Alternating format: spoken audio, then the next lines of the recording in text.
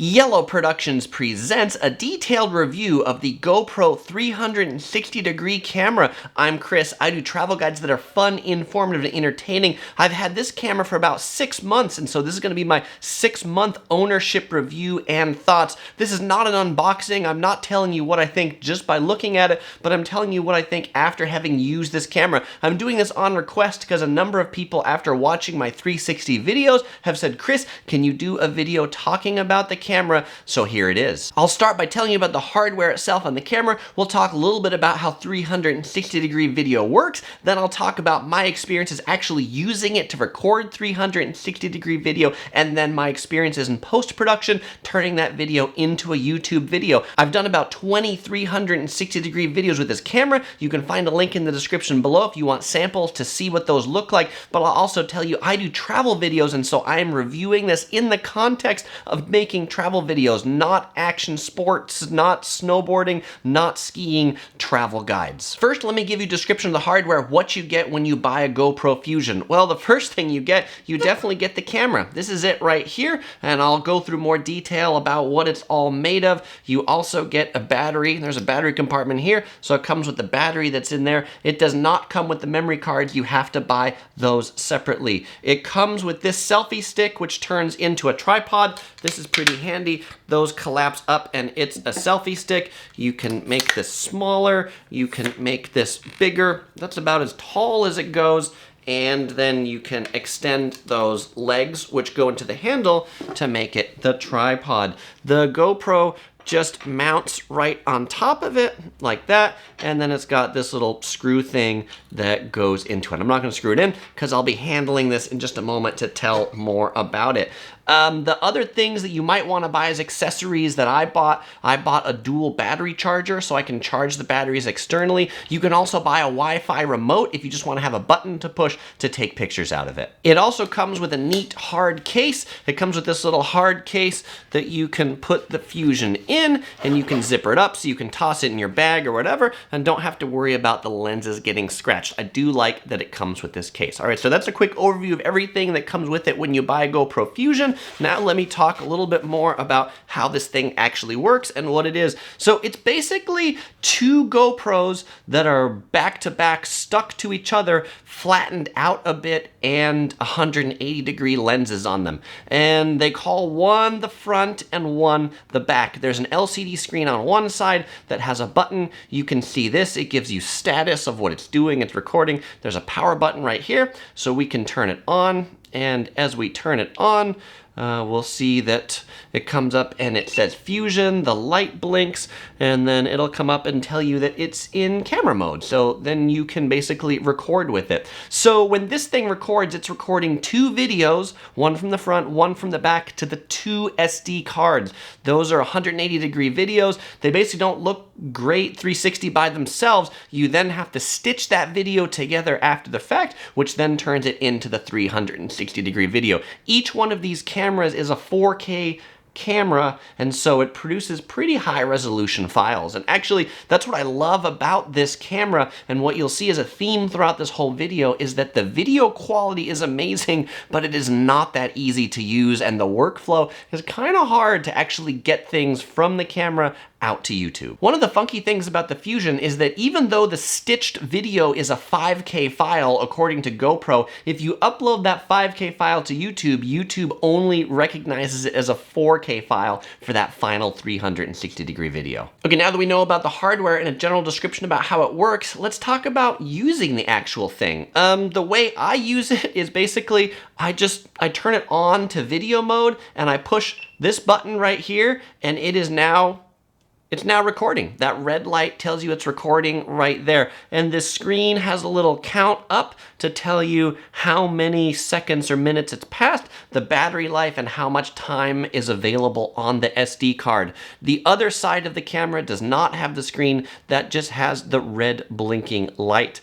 There is a GoPro app that you can use to control it. It does not work on my phone. I have a OnePlus phone, and the GoPro app won't install on it. But it's not something I would use anyway, but that is a con, that the GoPro app only works on a very limited set of phones. It has a few other modes in addition to video. You can take still pictures, you can take time lapses, but I've been using it for 360-degree video, and that's what I'll be talking about primarily in the context of this review. It also has GoPro Voice, so you can say GoPro take photo or GoPro start recording. I was playing around with that initially, but I found it kind of flaky, and I found the camera sometimes thinking I told it to stop recording when I really didn't. So GoPro Voice is a feature that I turned off after about a month of using the camera. You can also use the Wi-Fi remote that I talked about. It's a remote that will pair with it, so you can start and stop it or take pictures remotely from the Wi-Fi remote. The pros about using it, it's really quick to turn on and just push this button to start recording video. I love that. And I love that this screen gives you really all the status you need to know how much time you have left, how long you've been recording, and if your battery is about to die. But the cons, well, the first con is you can't really see what you're doing because, well, the mobile app doesn't work on many devices. You can use that mobile app to kind of see what you're recording if you could use it. However, it's really hard to see a 360-degree video all at the same time. That's a con that a lot of 360-degree cameras have, because how can you have a screen on both sides to see everything, right? That is a challenge. But you also can't really review it on site. You know, it is nice to have a screen so you can go back and maybe hear what you recorded. Is the audio good? Does the picture even look decent? But you can't do that on here. You can only do that with the app, and it's not even that easy or straightforward with it. And the final con is that the audio from this thing, it really stinks. I mean, there's like some microphones that are up here, but like the microphones on this really sound like this microphone, like this camera is like in an aquarium while I'm talking to it or something. It does not pick up audio well. And so my tip to you is, if you are doing things that have spoken word, to record the audio separately. You'll see in a number of my 360-degree walking tours, I've got a lavalier mic and a separate Zoom audio recorder that I record all the audio on and then synchronize it when I'm editing it later. Okay, so now that we've recorded the video, we need to get it off the device and onto YouTube. So let's talk about post-production. You basically got two ways to get this off the camera. One is wirelessly via the mobile app or on an iPad. You can download it there and you can stitch the videos there. I use Fusion Studio, which is the Windows software that you connect the camera to your PC, and it comes up with an interface. It shows you all the files that are on the camera. You can download them and stitch them there. Stitching is what they call the process of taking the video from both of the cameras and making that one, they call it equirectangular video file. That's the 360-degree video file. You can get the files to your computer one of two ways. It has a little USB connector right here. There's a little USB-C connector. So if you have a USB-C cable, you can connect that to your computer, or you can pull out both memory cards and put that into an SD card reader and then point the Fusion software to where you put those files on your computer. I generally just connect it via USB to transfer the videos off. I will say that if you have a lot of video files, that can be slow. And so my other tip for you is not to keep a bunch of video on this thing. Like, shoot some stuff from a day, transfer it off, and then it's free and clear to use Fusion Studio again. Once it's in Fusion Studio, you have a bunch of stitching and rendering different options. I typically take them out of Fusion Studio into the 5K format for editing later in Premiere, but you can take them directly off the camera, put them into 4K to upload to YouTube and Facebook, and send them straight to Facebook. You can do some corrections on things like the pitch and the roll and the yaw. You can change the color. You can also create some 2D videos. Some people really like to create these little planet videos, which are kind of fun, but I don't find them super useful for creating travel content. But a con about trying to take it out of Fusion Studio and upload to YouTube is the audio levels are always too low. Something I would love to do in that software, and I could do with the Samsung software, was increase the volume and add music. Those are two things that I generally like to do, but I can't do that within Fusion Studio. So So I have to take the video out of Fusion Studio as a 5K format, put it into Adobe Premiere, and then in Adobe Premiere, I always increase the audio levels.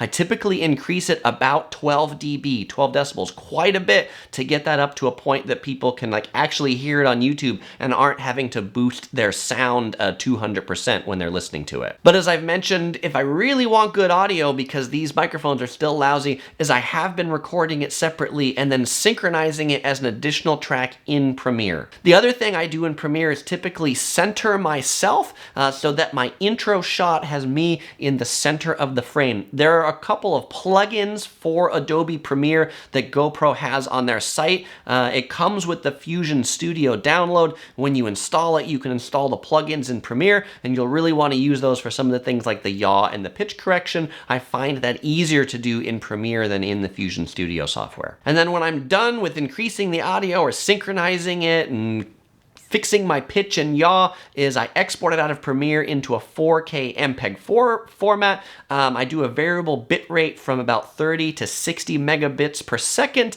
and I do a 2-pass encoding. Once that file's done, it's ready to upload to YouTube.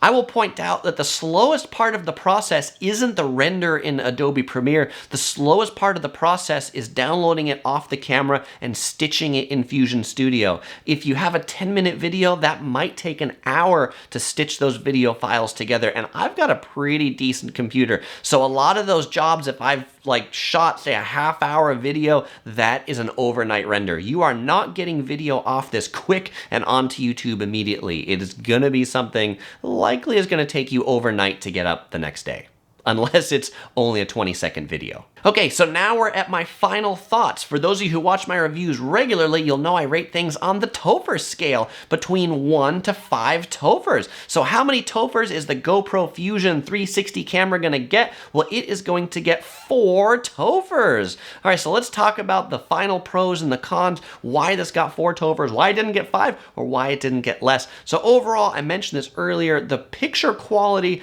I think is really amazing. I've used a number of 360 cameras, the Samsung Gear 360, the Ricoh Theta. Those produce video that is nearly unwatchable. With this GoPro camera, the video quality is really good. The stabilization is really good. The color is good. It does well with dark and bright lights. It does well at night. It does well in the day. Overall, it just provides a really sharp and good looking picture that I think people like to watch. Now, that's kind of where the greatness ends, and there's a lot of cons. You've obviously heard me talk about it through this, but this thing, it is just hard to use. It's not like a casual thing. You're not going to be like, oh, let me go to the party and shoot this and upload this. It's not going to work that way. If you want to produce good content, particularly content that people hear, right, then it helps to have that second audio source. You got to fumble with this thing. One of the things that's really annoyed me, and actually annoyed me the most, if I'm shooting in hot and sunny places, this thing gets really hot and overheats and turns off. When I was shooting a video in Waikiki, it shot for about 15 minutes until it turned off, and I've had that happen a few times to me. So people sometimes ask, like, how long can you run this thing? And I don't think, like GoPro, you can run it for a long time on the battery, maybe an hour, but it often overheats if you're out in the sun sooner than that hour is up. But all the hard to use things, I do like it because it's small, it's compact, it's easy to just put in this case and put in my pocket. It's durable, easy to turn on. I don't, you know, there are people who will say like, well, Chris, the video quality of the Fusion, it's not as good as like a GoPro rig. If you have like 7 GoPros together, you're like, you are right, it is not that good. There are professional 360 cameras that are much better than this, but I don't think there are any other cameras that are as small, as compact, and quick to start up as this one, right? I say it's easy to shoot the video with, so it's easy to use from that perspective. It's just hard to then take that video off the camera and do something useful with it. But all those things being said, if you are looking for a camera that produces superb 4K 360-degree videos, you should definitely consider the GoPro Fusion camera. You just have to be prepared for a fairly significant amount of post-production time afterwards. Well, I hope you enjoyed this video. If you'd like to see some of my 360-degree walking tours I've shot with it, you can click right here to watch them, or you can find links in the description below. Well, I won't say goodbye because I'll see you over there in one of those 360-degree walking tours.